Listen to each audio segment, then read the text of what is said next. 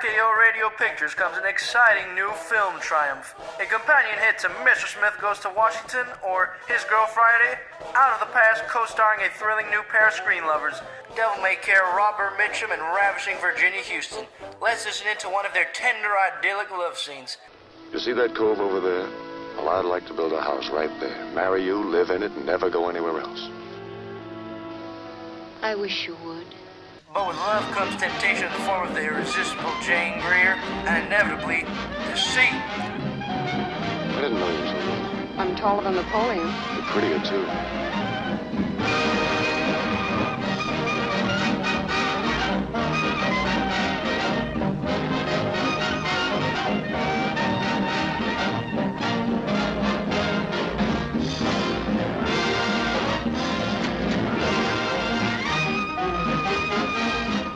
Slipped and fell. When I got there, it was too late. It's a mean river. Guess I must have said something. You talked enough. Seems like everything people ought to know, they just don't want to hear. I guess that's the big trouble with the world.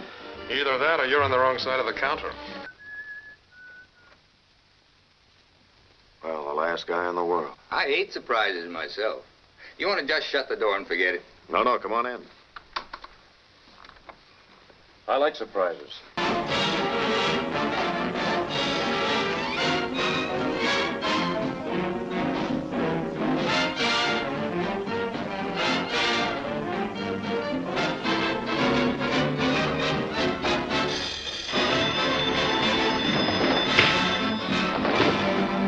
Yeah? Also starring Kirk Douglas and Robert Flynn. Out of the Past, coming to a theater near you. You know, a dame with a rod is like a guy with a knitting needle. What's he doing here? Shout out to Will Bidgood. I had to borrow his trailer because I could not find an original Out of the Past trailer. So Cool. Will Bidgood in his thick Southern accent doing the voiceovers. Out of the Past, coming to a theater near you. Thanks, Will. Y'all have just heard it if you're listening to Movie Humpers. This is Movie Humpers. I'm Bob Sham. I'm Angela. The weird sounds you hear are probably dogs. We've gotten into our Mitchums.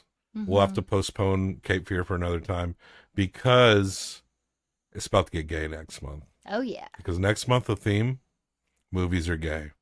It almost seems a little too obvious. Like I wanted to find a way to do something else. But the queer cinema is actually incredibly layered and rich, especially in modern times. And the influences are interesting. So some old movies are going to be like ones they didn't maybe consider at the time, but you look back and you're like, well, that's kind of gay. Yeah, sure. Bro, that movie's gay, bro. And next month, just for 1 month only. Are you ready for this? Okay. I'm gay. Oh. Until July. I'm not gonna. Maybe I'll be bi because I'm still gonna like be with you and have sex with you. I mean, I'm bi, so you can be Bi. bi. Bi. Hey. No, You bi. want to do this by yourself? I didn't know you were bi. You need to get the. You I'm know. kidding. Movies are gay next month. I might like at the end of this week. Actually, Movies we are and going everyone.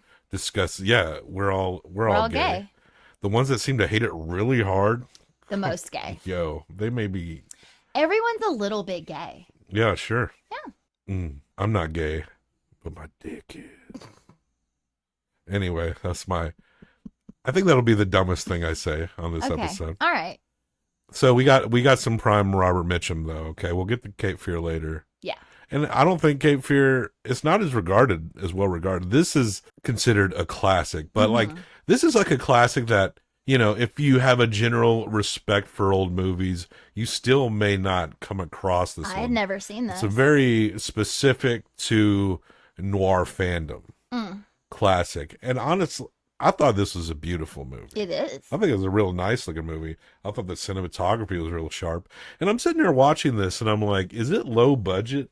The Wikipedia page, which is never wrong, is, sometimes they show the budgets for movies, but there's not a lot of information on this one beyond, you know, the director Jacques Tourneur. He made a bunch of low budget monster movies. That was kind of what he was known for over at RKO. I never thought of this as low budget. Yeah, I didn't think there was anything about it that seemed It low didn't budget. feel low budget, No. but was the budget low, but everything just the technique. It just felt like there was a lot of really good techniques here and some Yeah. good acting and some good physicality. We're talking about the story of a man named Jeff Bailey. Yes. Jeff. What's the toughest name you can come up with? Jeff. And he's a former PI, and he's living in a little desert town in California. Yeah, he's Running a gas station. running a gas station. He's dating the girl next door. Yeah. He basically, He has a kid that's deaf that works with him. yes. And one day, some man comes into town looking for Jeff Bailey. Yeah. And it's such a small town that everybody knows everybody's business. Mm. This is one of those instances too where like small characters make like a huge impact. The lady at the diner was only in that very first scene and she was wonderful. Yeah, she was great. She has so much personality. She like really like put her stamp on that. Yeah.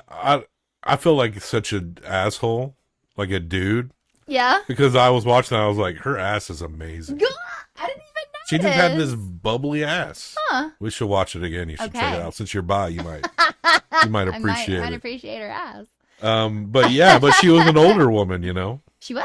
Yeah, Good. but yeah, everyone has this. I mean, she was probably my age. I love Right? like probably now. I mean, older right? woman then, Holly- was a little a older Hollywood than an older fo- woman now. Hollywood 40 is actually Or what they younger. would show as like a 65. Right? Like if you're Yeah. 40, you're a Hollywood 65. So she basically confirms that this guy is looking for is Jeff Bailey. And so he goes and talks to the kid, and the kid can read lips. Yeah. Which is very important to remember. Yeah. Well, he gets in the car with his girl, and he starts telling him. It's he interesting. meets with the man first. It's nothing solely revealed. Yeah, he does meet with the He man. meets with the man, and the man is like, you need to go see this guy tomorrow morning first thing. This is the address. And then he's like, okay, I got to tell my girl what happened because I'm going to this meeting. Yeah. Yeah. And you need to go see Kirk Douglas, my mob boss. I could not, for the life of me, remember that he was Kirk Douglas. He doesn't even look like... He's got the voice. He looks so different, though. Well, he's young.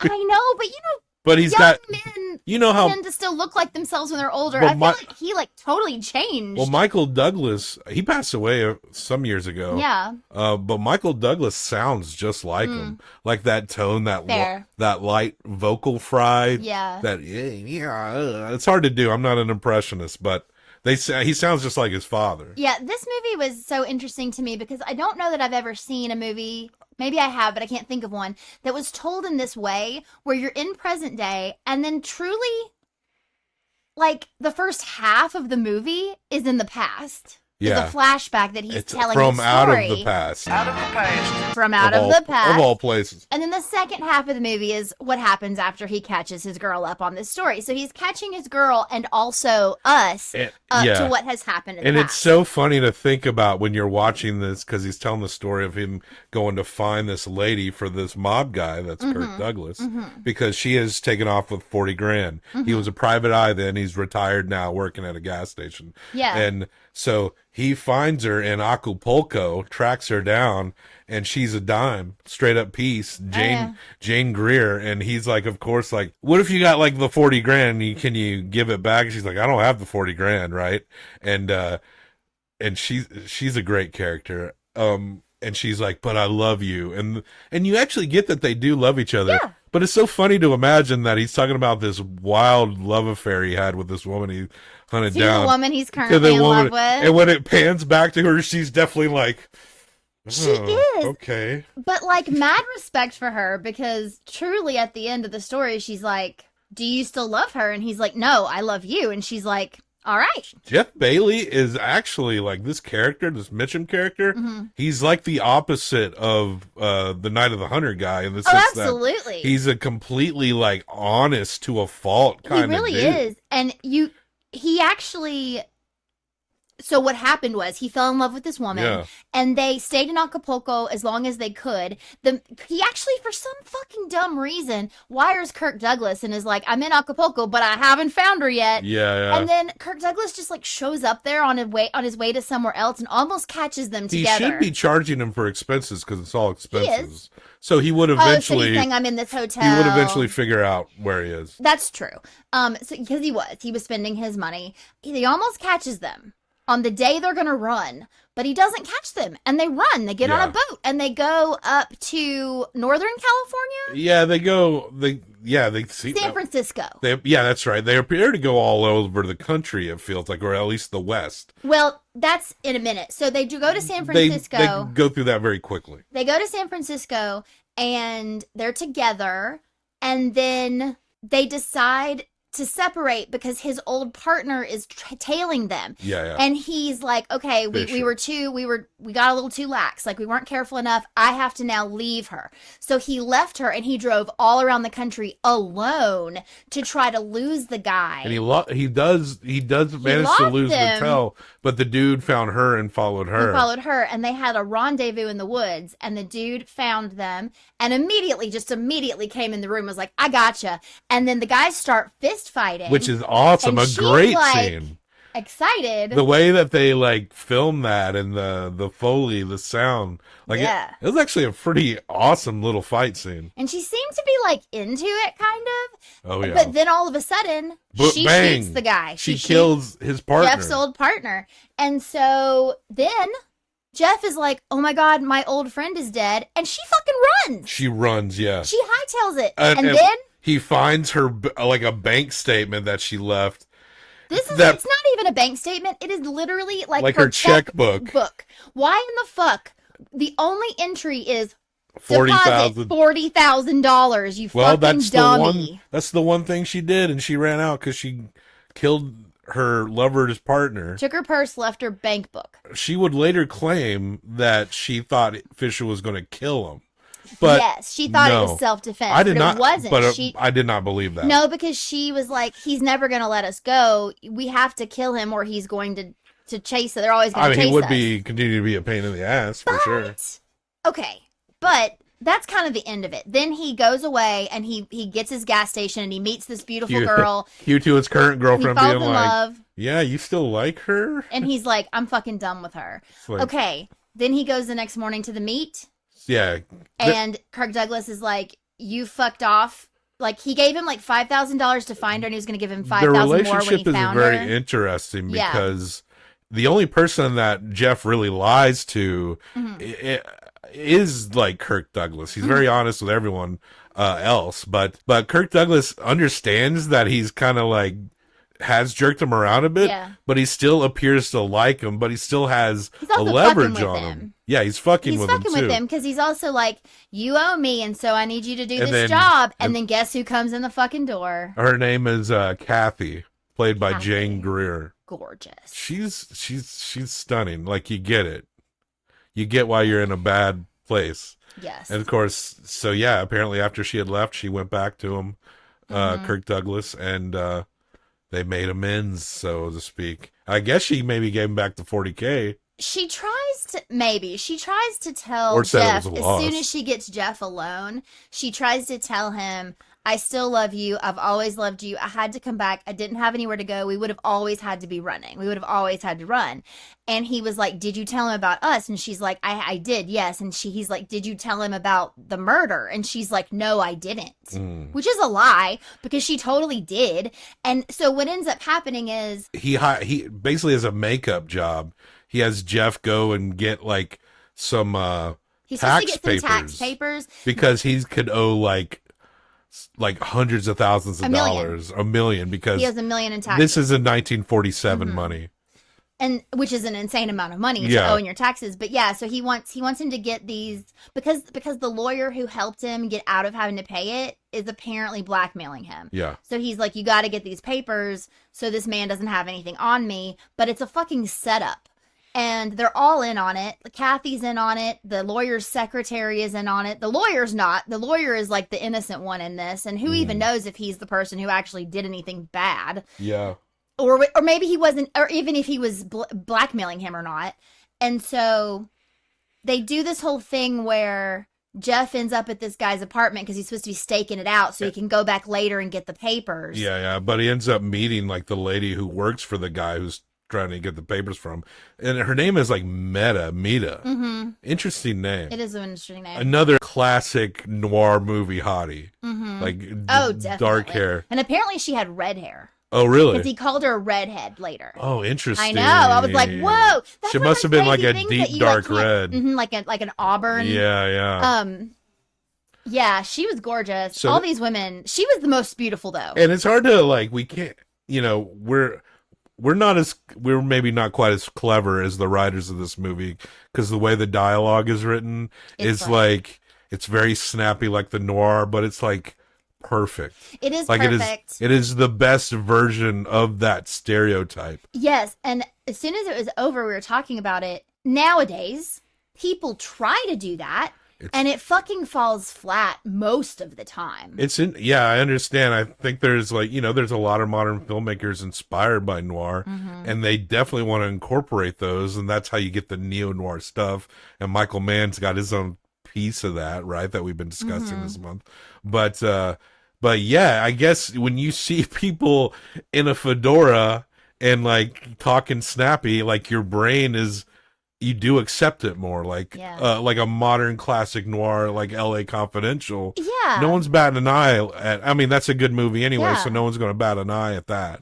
But you think about it, back then, conversation was an art. You behaved a certain way, you spoke a certain way. You wanted to like make an impression on someone very quickly if you're interested. Like what was so cool about this was like the flirting scenes were so easy. That's why you believe they care about each other, because they clicked in like right away and it didn't feel put on. It's a smooth ass movie. It's so fucking smooth. He's like, I've been sitting in this bar for 2 nights, because she told him where to go and he was like waiting for her. He's like, I've been here 3 hours tonight, and she basically is like, worth the wait. So cool. I hate to go on too much of an aside. What is that freaking movie? I know you were thinking of it when you're talking about how they try to do modern noir stuff, but we watched it. I feel bad I'm forgetting his name. He's the kid from Third Rock from the Sun. Oh, it's I feel so bad for forgetting. It's the Looper guy's first movie. It's so called like Brick. Brick, that's it. Yeah. Because it's like teenage noir. But like in the 2000s. Oh, it was painful. I will say that movie, not that good, but kind of interesting. It was interesting, but some of those conversations were painful. There was a bit of a try hard. If you just watch 90s movies and classic noir, there were some good performances in that film. Sure. I think it's worth watching, but it is odd. Probably like a 2.75, but we'll get back to that another time. The guy, so he goes back. So basically what happens is they've gone to this lawyer's place for him to scope it out. He's meeting the secretary there. They're supposed to leave.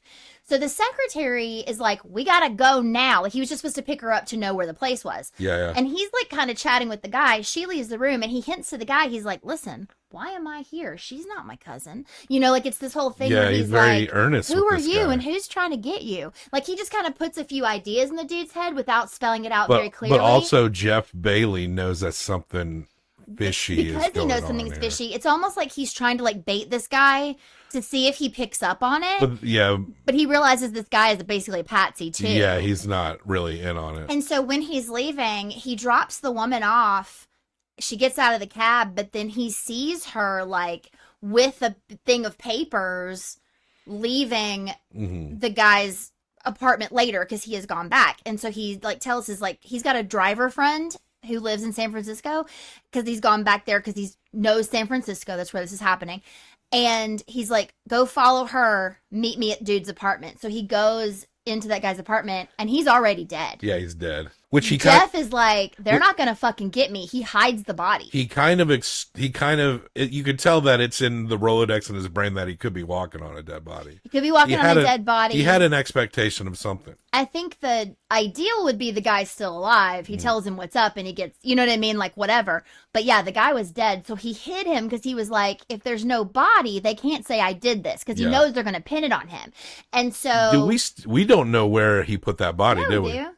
I can't remember. He locked him in a closet in that house. Oh. Well, He it didn't seems like even, like... it seemed like you could just find it I pretty know. easy. You then. just go in there and sniff around. Like, So- but yeah, because there were like multiple offices. He locked him in like an empty office that was kind of like being redone or something. So they're trying to might not look there first. they're trying to set him up for a frame job, and it's not working out because they cannot find the body. This is the crazy part, though. He goes to the secretary's house. The secretary's not there, but guess who is there? Kathy. What? Kathy's there having a good old time with some people in the living room. Who the fuck knows who she's hanging with? And she calls the building and is like, you need to go check on Mr. Lawyer because he's not answering the phone, pretending to be the secretary. The guy goes and checks the room and is like, there's no one in there. So she immediately calls Joe, who is Kirk Douglas's henchman, and says, what the fuck is the body? And Joe's like, I don't know, I killed him. But then somewhere in between that, Jeff comes out of the shadows and catches Kathy in the room and is like, what's up? What's up? What's up? You trying What's to find a happening?" body? You trying to get in on a frame up here? And he goes, what is it? What is it? And she's like, they've got me. They made me sign an affidavit saying that you killed the guy, the ex-PI, Yeah. former partner, and it's also in the safe. So, like, we need to, like, get that to clear you, but they made me sign that. And if I don't help them, they'll pin it on me and I'll go to jail. It's just a bunch of rigged up. It's a bunch of rigged up eyewitnesses. This is way before DNA, right? So like, yeah, it's if he you said, she said if you got like bullshit. 6 people to say you did something and they got like a body to look at, Yeah. then you could fucking get locked up for a long time. I mean, Totally. I bet it happened like all the time. Oh, yeah. Oh, yeah. So anyway, basically she says to him, I still love you. I still love you. Do you believe she loved him? I think that when near the end, she says something to him that I think is actually true, where she says, neither of us are any good for anyone else. And I One think of that many is what great she lines in this believes. movie, yeah. I think that's what she believes. I think she does love him. I also think that she thinks no one else could possibly love her. Mm-hmm. You know? Yeah. But they've been through so much that she doesn't want to let go of him. Yeah, it feels almost like an addictive behavior the way, because I feel like she does really care about him. She does, but she can't not. Her impulse for self-preservation. She maybe isn't a long-term thinker, but her impulse to just turn and preserve her own well-being in that moment is just like an addictive substance for her. She also feels as though she can control him because at the end too, she tries to be like, I'm the boss. Yeah. And he's potentially in her entire life the first guy that's treated her well. When they were in Acapulco, he treated her so well, and apparently Kirk Douglas used to push her around. Sure. You don't know what other kind We of see guy him she was pop with her in before this that. movie, yeah. He does smack her at one point. Then what happens is he mails off the papers, and he goes into hiding. And Kathy and Joe and Kirk Douglas are like, what are we going to do? But for some reason, Kathy thinks she's in charge. And so she sends Joe to go find Jeff. And what ends up happening is they somehow also connect with the boy, the deaf boy. And so he leads Joe back to where Jeff is hiding. Mm-hmm. And it's this whole weird setup where, like, it looks like an accident, but you know that, like, the boy knows what's up because the boy, like, leads him to where the boy's fishing. Yeah, and Jeff is across the boy baited him. river. He did. Jeff is across the river, and he sees Joe, like, ready to shoot, and what does he do? And the kid whips up his fishing pole, wraps it around Joe's arm, yanks him off the cliff. He crashes on the rocks and dies. Dead. And then all of a sudden, Jeff's like, what the fuck? And he's like, oh, did they follow you? And he's like, yeah. And that kid's like, no big deal, man. Yeah, that kid would do anything for I've done Jeff. this about 5 times, actually. I've fish hooked people off of cliffs. He seems a few times. pretty expert at it. Yeah, he kind of just he fucking Batman that shit. He just straight up Batmaned it. So Joe's dead, and so he's like, I know where they are because the kid says they're in Tahoe. And so he goes and he does like a clandestine meeting with his girlfriend, the blonde, and he tells her, I'm no good for you, whatever. And she's like, I love you, but what I need you, are you going to see this woman again? Yeah. Because he's like, I don't have any feelings for this woman. And she's like, are you going to see her? And he's Do like, you one like more this time woman? tonight. Do you like me? Are we in a polyamorous relationship? Am I going to hook up with my high school seen sweet? that woman yet? That's high school. If she saw she'd that be pretty woman, threatened, right? or excited, if you're talking about Yeah, maybe we have a threesome. movies are gay. Movies are gay. So she says, I need you to look at her eyes and her look in your eyes, and I need you to know there's no love there, because if there is, then this isn't going to work, right? Like, but if there's no love, then come back to me, basically. She wants to marry this guy. Regardless, he's told her all this shit. His name is not even his name. His name is Jeff Markham, not Jeff Bailey. Like, nothing was real. And he kept saying he wanted to tell her, but he never could figure out how, until he was like, his hand was forced, and then he had to tell her. Like, how do you have a good moment of like, listen, I need to tell you about my real shady past and the possible murder that could get blamed on me. Honestly, I would have left it in the past too, but it just, sometimes when you leave it in the past, it comes out of the past. Out of the past. Starring Robert Mitchum and Jane Greer. Well, so then he goes to the house, and his whole leverage this entire time has been that he has these papers. Yeah. And that's because Kirk Douglas needs these papers. Yeah. He gets to the house and finds Kirk Douglas dead. Ooh. And Kathy has obviously killed him. Mm-hmm. And now Kathy knows that Joe is also dead. And Kathy's like, there's nothing. He's gone. The papers don't matter. You and I need to take the fuck off. And this is within this conversation. They talk a lot before they actually decide to leave. Mm-hmm. They've got a pack. There's different things happening.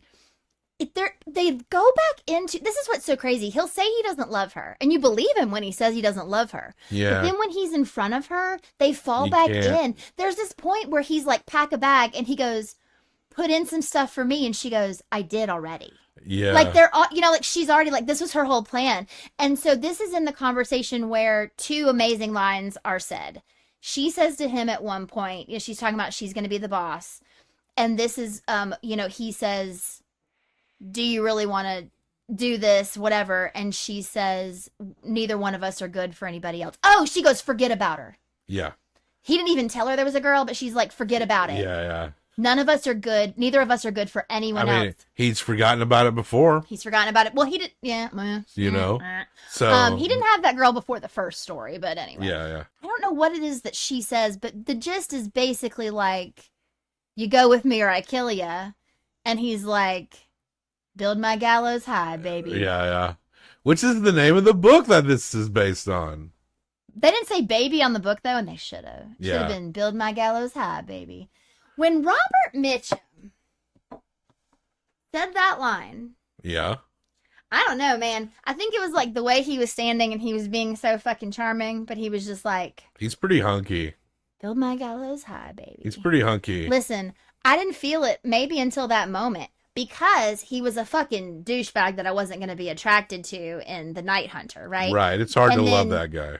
In this movie, But like, Jeff I get Bailey, that he's, I get you that like he's Jeff charming, Bailey. but I actually don't think that Robert Mitchum is that, like, naturally attractive. And I'm not really, like, attracted to him at all. And also, I don't know what they were doing to his body, but they had him in pants that literally, like, a family could have lived inside of these pants. Like, they were like a tent. It was insane. But so, I don't know. I'm not attracted to him. Now that moment, I was like... Now that you've seen Robert Mitchum movies, and you're like, I know who that is. Does he look like Tai Chi from New Japan Pro Wrestling? I'm looking at a photo of him right now, and he does. Tai Chi kind of looks like the Japanese from New Japan Pro Wrestling. He's a wrestler. Yeah. He looks like the Japanese Robert Mitchum. And this is when you show them next to each other. Ooh.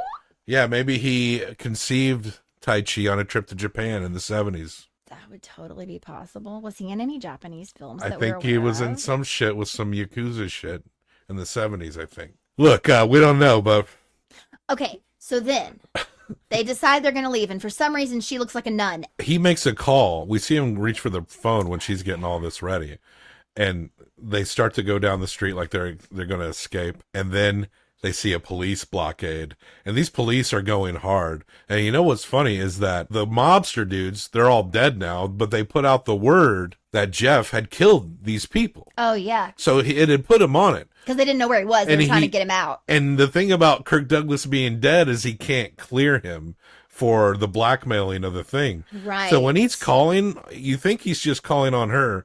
He's also accepting what's going to happen to him as well. As far as we know, he's not clear to those murders. So it kind of makes sense why they're coming out like full fucking guns blazing, these cops, because they think they got like a couple of people who got bodies on them.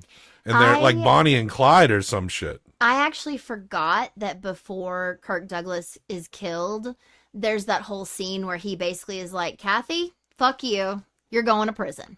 And so we see cops like... So that's why she killed him. He's looking, he's trying to stop her. She's pulling out a gun, and he's like, no, it's over. And she shoots him in the gut. He falls out. He's dead. You know, that Code era movie stuff where it's like, there's limitations. There's reasons they did that because they couldn't show certain things in certain ways. Yeah. But sometimes, like, it's kind of cool how they do it. You know what I'm saying? You kind of can find some genius within limitations like that.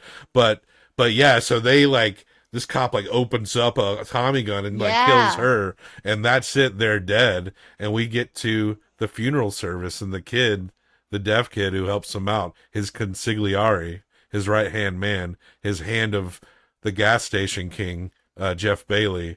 He, what is the last moment of this movie? So he's across the street from the church, just like sitting at the gas station. The girlfriend and her old sweetheart that they grew up together are walking down the street, and he basically is talking about how the town is so nice, and isn't she so glad they're now going to be together? And she just stops and she's like, I cannot do this with you. Yeah. And she leaves him. She's like, no, I'm not going to be with you either. It's like he assumed like, oh, the guy you loved is dead, so like, here I am. And it was fucking gross. Hey, sorry about that dead guy. I got my dick.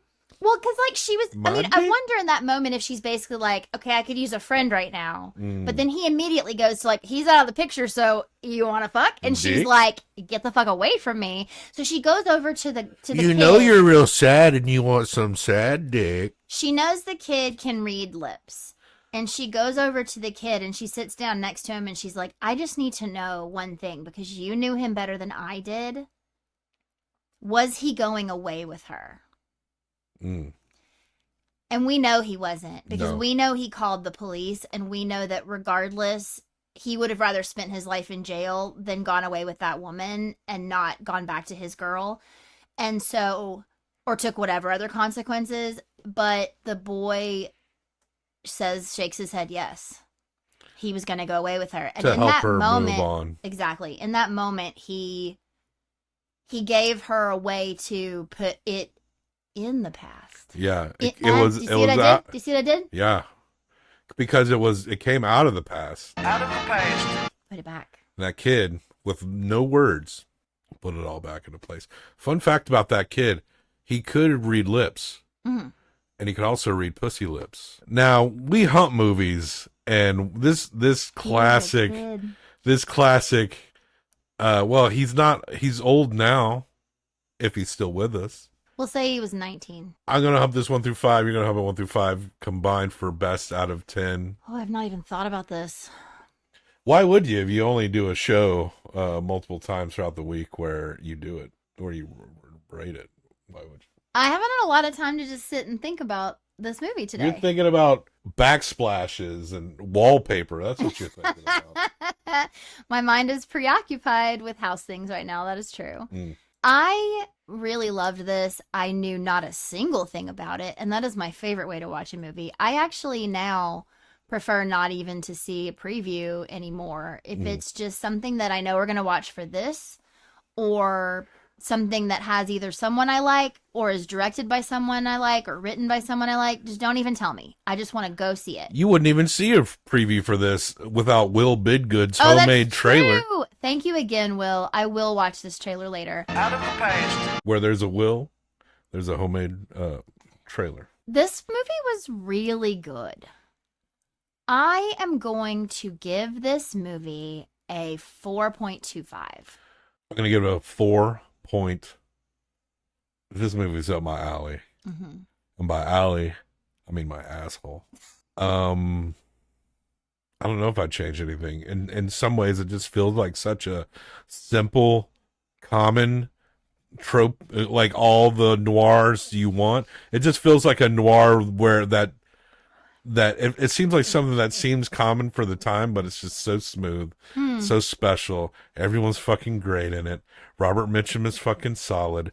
Jane Greer's a fucking evil dime. I love how fucking bad she is. Yeah. I loved how good he was, how Yeah. honest he was, but she was just so fucking bad. What is- And you could tell that, like, there's just, like, she couldn't help it. Like, she was born that way. Come on now. She's like Jessica Rabbit. But Jessica Rabbit was actually good. That's true. Kathy was not. Kathy was not good. You spoke about how they didn't show the blood when, like, they don't show. Sure. But did you notice that? So the whole thing was when Kathy left Kirk Douglas, she shot at him 4 times. She hit him once, but he didn't die. They did actually have a bandage on his chest, and I'm pretty sure there was a blood splotch. But it was not on his skin. It wasn't like coming out. All of these him. rules were weird. Like there was ways around them, but like any code, it's just like. You're not sure. It just seems ridiculous, but, you know. I mean, once we get into the 60s and 70s, we're watching people just die horrible deaths in movies anyway, so. I think he's summed up completely by what Kirk Douglas says about him at the beginning, because he's like, why are you even hiring me to go find this girl? And he's like, there's a lot of smart guys and a few honest ones, and you are both. Yeah. I think you just talked me into a higher rating. Well, I'm a 4.75. I'm going to go 4.5. All right. 9.25. Mm-hmm. So That's the top of A's, right? yeah, it's yes, it is the number 1 A tier movie. Right above what? Cold War. So here we go.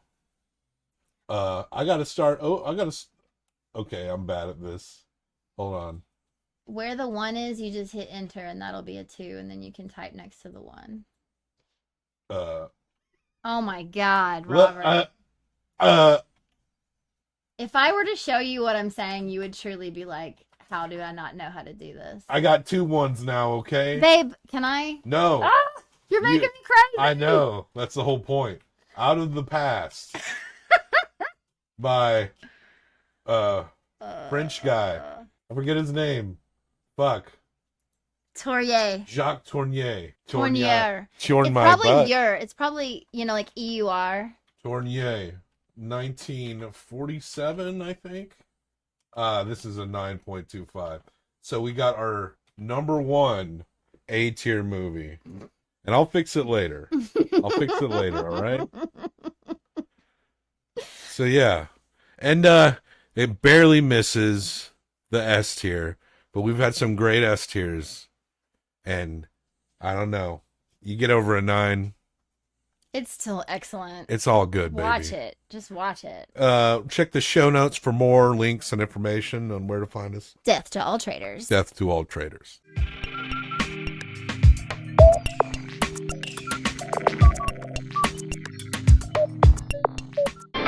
You want to lift, babe? Well, I really hadn't ought. You're a cute little package to be out walking alone at night. You're kind of cute yourself to be walking alone any night. That does it.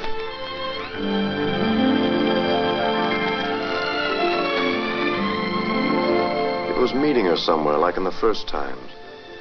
There was still that something about her that got me. The kind of magic or whatever it was.